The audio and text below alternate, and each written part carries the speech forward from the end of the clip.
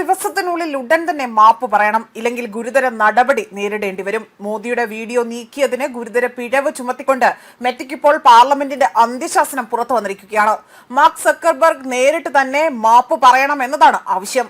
Indian സർക്കാരും ലോകത്തിലെ ഏറ്റവും വലിയ സോഷ്യൽ മീഡിയ കമ്പനിയുമായ മെറ്റയും തമ്മിലുള്ള ഏറ്റുമുട്ടൽ നിർണായക ഘട്ടത്തിലേക്ക് കടക്കുകയാണ്. ഇതോടുകൂടി അവിടെ പ്രധാനമന്ത്രി നരേന്ദ്രമോദിയുടെ വീഡിയോ ഫേസ്ബുക്കിൽ നിന്നും താൽക്കാലികമായി തന്നെ നീക്കം ചെയ്ത സംഭവത്തിൽ മെറ്റ സിഇഒ മാർക്ക് സക്കർബർഗ് തന്നെ ഇവിടെ വ്യക്തിപരമായി മാപ്പ് പറയണമെന്ന് ആവശ്യപ്പെട്ടുകൊണ്ടാണ് പാർലമെന്ററി കമ്മിറ്റി ഇവിടെ അന്ത്യശാസനം നൽകിയിരിക്കുന്നത്.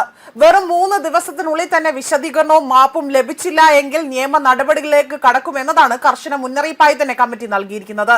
മാത്രമല്ല BJP MP കൂടിയായ അവിടെ നിഷികാന്ത് ദുബെയുടെ നേതൃത്വത്തിലുള്ള പാർലമെന്ററി സമിതിയാണ് ഈ നിർണായക നിലപാട് സ്വീകരിച്ചിരിക്കുന്നത്. പ്രധാനമന്ത്രിയുടെ വീഡിയോ നീക്കം ചെയ്ത ഒരു സാങ്കേതിക പിഴവ് മാത്രമല്ല, ജനാധിപത്യവുമായി തന്നെ ബന്ധപ്പെട്ട അതീവ ഗുരുതരമുള്ള വിഷയമാണ് എന്നതാണ് സമിതിയുടെ വിലയിരുത്തൽ. മെറ്റയുടെ മറുപടി അവിടെ തൃപ്തികരമല്ല എങ്കിൽ പോലും ഇൻഫർമേഷൻ ടെക്നോളജി ആക്ടിലെ സെക്ഷൻ 79 പ്രകാരമുള്ള സേഫ് ഹാർബർ സംരക്ഷണം അത് പുനർപരിശോധിക്കണമെന്നും മുന്നറിയിപ്പുണ്ട്. മാത്രമല്ല, സേഫ് ഹാർബർ പരിരക്ഷ നഷ്ടമായതിൽ അതിന്റെ പ്രത്യാഘാതം അതീവ ഗുരുതരമായിരിക്കുമെന്നും ഉപഭോക്താക്കൾ പോസ്റ്റ് ചെയ്യുന്ന ഉള്ളടക്കം അതിനോടുകൂടി തന്നെ നിയമപരമായ ഉത്തരവാദിത്തത്തിൽ നിന്ന് സോഷ്യൽ മീഡിയ കമ്പനികൾക്ക് ലഭിക്കുന്ന പ്രധാന നിയമ പരിരക്ഷയാണ് അത്. ആ ഒരു പരിരക്ഷ അത് നഷ്ടപ്പെട്ടാൽ കമ്പനി ഉദ്യോഗസ്ഥർക്കെതിരെ നേരിട്ട് തന്നെ ക്രിമിനൽ കേസുകളും FIRകളും രജിസ്റ്റർ ചെയ്യാനുള്ള സാഹചര്യം രൂപപ്പെടും. സംഭവത്തിന്റെ തുടക്കം പ്രധാനമന്ത്രി നരേന്ദ്രമോദി വിദ്യാർത്ഥികളെ അഭിസംബോധന ചെയ്തുകൊണ്ട് പങ്കുവച്ച വീഡിയോയിലൂടെയായിരുന്നു.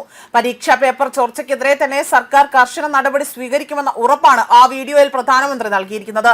ഇൻസ്റ്റഗ്രാമിൽ അപ്ലോഡ് ചെയ്ത വീഡിയോ പിന്നീട് ഫേസ്ബുക്കിൽ പങ്കുവച്ചെങ്കിൽ പോലും ജൂലൈ 28-ന് അത് അവിടെ അപ്രതീക്ഷിതമായി തന്നെ നീക്കം ചെയ്യപ്പെട്ടു. ശക്തമായ പ്രതിഷേധങ്ങൾക്ക് പിന്നാലെ തന്നെ വീഡിയോ പുനഃസ്ഥാപിച്ച മെറ്റയാകട്ടെ ഇത് സാങ്കേതിക പിഴവാണ് എന്ന് വിശദീകരിക്കുകയും ക്ഷമാപണം നൽകുകയും ചെയ്തിരുന്നു. എന്നാൽ ആ വിശദീകരണം കേന്ദ്ര സർക്കാരിനെ അവിടെ വലിയ രീതിയിൽ തൃപ്തിപ്പെടുത്തിയില്ല. ഇലക്ട്രോണിക് ആൻഡ് ഇൻഫർമേഷൻ ടെക്നോളജി മന്ത്രാലയം മെറ്റയുടെ വിശദമായ റിപ്പോർട്ടും ഭാവിയിൽ ഇത്തരം സംഭവങ്ങൾ ആവർത്തിക്കാതിരിക്കാനുള്ള ഉറപ്പും ആവശ്യപ്പെട്ടിരുന്നു. ഇപ്പോൾ പാർലമെന്ററി കമ്മിറ്റിയുടെ പുതിയ അന്ത്യശാസനത്തോടു കൂടി തന്നെ വിഷയം കൂടുതൽ ഗൗരവമായിരിക്കുകയാണ്. ഇന്ത്യയിലെ ഏറ്റവും വലിയ ഡിജിറ്റൽ പ്ലാറ്റ്ഫോമുകളിൽ ഒന്നായ മെറ്റയ്ക്കെതിരെ കേന്ദ്ര സർക്കാർ കടുത്ത നിലപാടുകളിലേക്ക് നീങ്ങുമോ എന്നതാണ് ചോദ്യം.